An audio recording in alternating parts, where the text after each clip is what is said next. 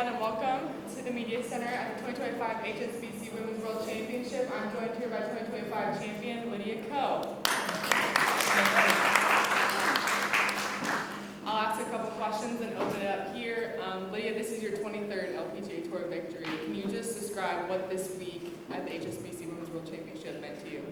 Yeah, it means a lot. I think when you come to the same tournament, the same kind of venue, you get to know the people here, and I've made some great friendships, and some junior girls that always come with signs with my name on it, and they truly make it very memorable. And sometimes I've had good weeks out here, and sometimes I haven't played so well, but regardless of whether I'm teeing off number 1 or 10 and what time, they're always there for me. And I think that's been the special thing about this event. And obviously this one is called the Asia's Major, so to kind of add an Asia Major to my major collection is really cool. But yeah, overall it's just been a fun week, and I think I just focused a lot on myself, and I think that was the big key on winning this week. And can you just talk about your emotions, what was going through your head, especially on that back nine today? Yeah, I just wanted to play steady. I started off really consistently, hit a lot of greens, and I think that was going to be the big key. I knew that Gino and Charlie hit it much further than me, so the distance wasn't going to be to my advantage. But as long as I play steady golf and just give myself good looks or birdies, I felt like some of them were going to drop, and making my first birdie on 6 and having 3 in a row was definitely good momentum going into the back nine. And the good thing about getting the pin positions the day before, you can kind of gauge which holes are playing a little tougher and easier. So I felt like today was going to be nobody was going to shoot an ultra low score. So as long as I had a number in my mind and just focused on that, that was all I could do, and I did that really well, and I think I'm really proud of that. Last question from me. You have a gorgeous thing around your neck. Can you just talk about that? That's a special piece here at the HSBC Women's World Championship, and what it means to receive that. Yeah, it's this necklace is part of the history here, and obviously there's been so many amazing winners. You can kind of see on the steps when you come up to the clubhouse, and to kind of add my name to that is very special. And this necklace is part of this event, and the cool, I guess, perks of winning this event. And it's obviously a very memorable piece. I'm not known to be the most stylish or person, so it's a little bit of flair, but I'm just very grateful for this amazing opportunity, and everybody involved to kind of make this experience always at a very top level for us. All right, we'll open it up now for questions. Please raise your hand, and a microphone will be brought to you. In the front here. Hi. When you made on the birdie on the 16th hole, was that when you realized that you would achieve your dream? It was a long putt, and my big goal was just a 2-putt, and I honestly didn't think it was going in until it literally lipped in. And yeah, those things, when those kind of things happen, you feel like, oh, maybe it is, maybe it is going to be my time to win the event. But with the 16th being a reachable par 5, and a couple good holes to finish, I didn't really want to get too ahead of myself, and just kind of focus on how I was going to approach all of the holes coming in. But yeah, definitely nice to hole a really long one and kind of give myself a little bit of a cushion. And it's the length where a 2-putt is not automatic, but to be able to hold that one, it's almost like a 1.5 shot swing for me. Any other questions here? Yeah, in the back. Yeah, you obviously just talked about that insane 40-footer. Can you talk about how you met that? So long.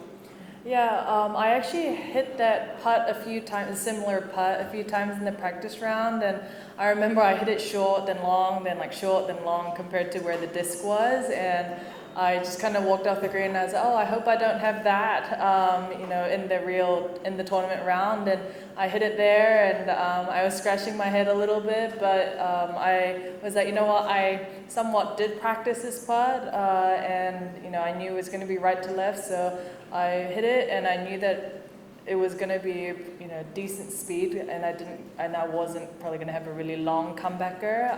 But as I was walking, it looked like it was tracking, but I didn't really know if it was going to keep braking or stay straight, and it ended up being perfect. But yeah, that's why I think practice rounds are really important. And even though it is a golf course that I've played frequently, you just want to kind of get a better idea of how the greens are rolling, and with the speed and the slope as well. And yeah, in this case, my bad practice round putts ended up being effective as a good putt in the tournament. Any other questions for Lydia here? This is easy. Nice. Oh, is there one more? You've come close to winning it a couple of times here, but didn't quite manage to do so. How does it feel to finally get across the line this way? Yeah, I think I've been in the final group a couple times, and I remember one of the worst one was we hit our drive on the 18th, or we were on the 18th hole and they blew the horn because of thunderstorms, and none of us in the group were gonna win. So that was a very odd experience of knowing that you have a hole and you're the final group out there, and the winner was already set pretty much. I think it was MB that won that year. But yeah, it's because I had that experience, it didn't feel like very new, but there was a lot of people out there, and I think I just kind of rode all the support that they were giving me. And I've had some really poor rounds out here too, so I knew that I know the golf course just really well, and I think that played into my favor that I've been there and done that. So it didn't feel like a completely new experience. And the weather was pretty brutal, especially over the past 2 days. What did you do to cope with that?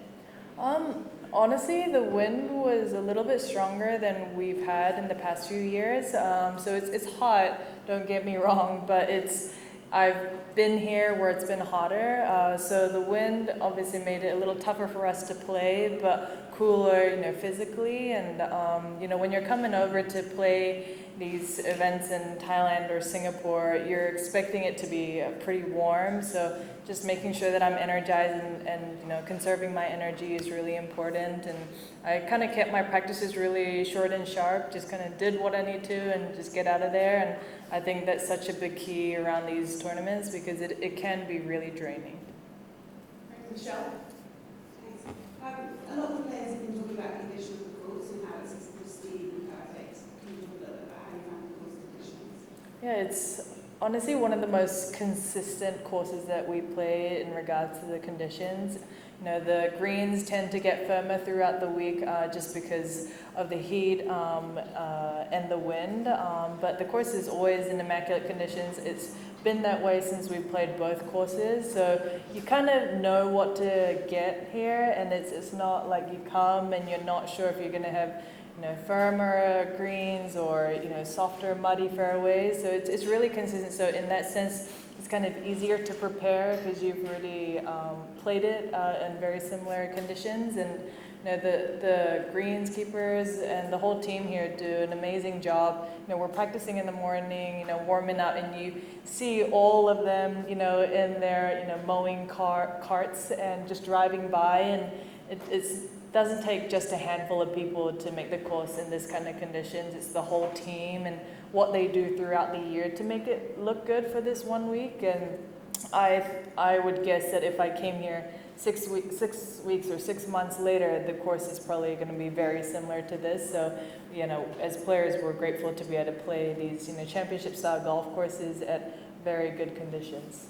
And this is the 17th year of HSBC sponsorship of this event. How important is HSBC to this tournament? Great that such a long-term sponsorship of the LPGA.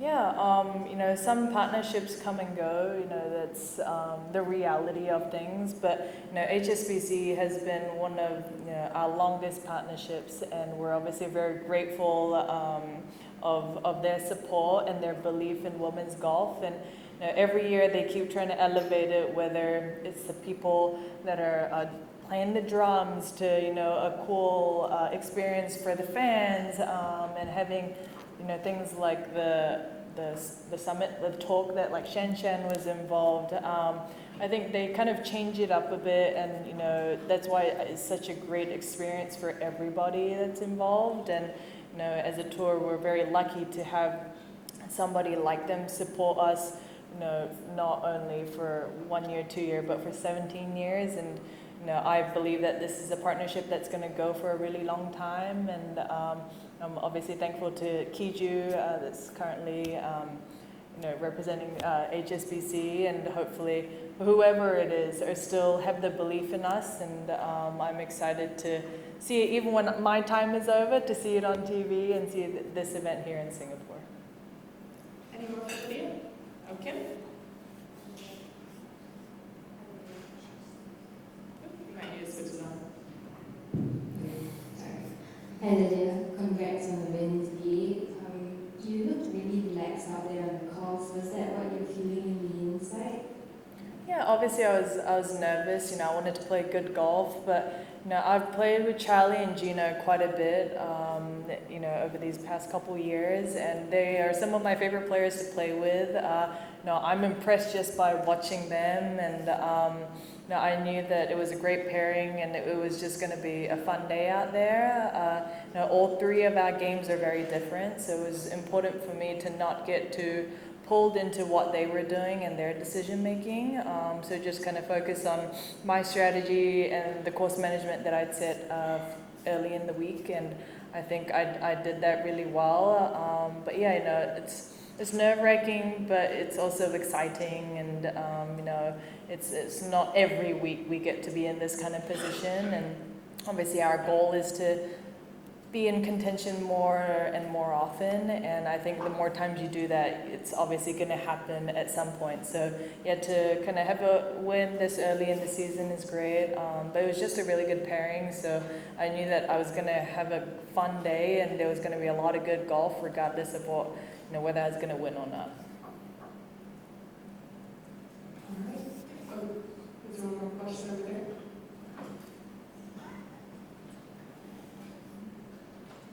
Dr. Lydia, nice to meet you. Nice putting.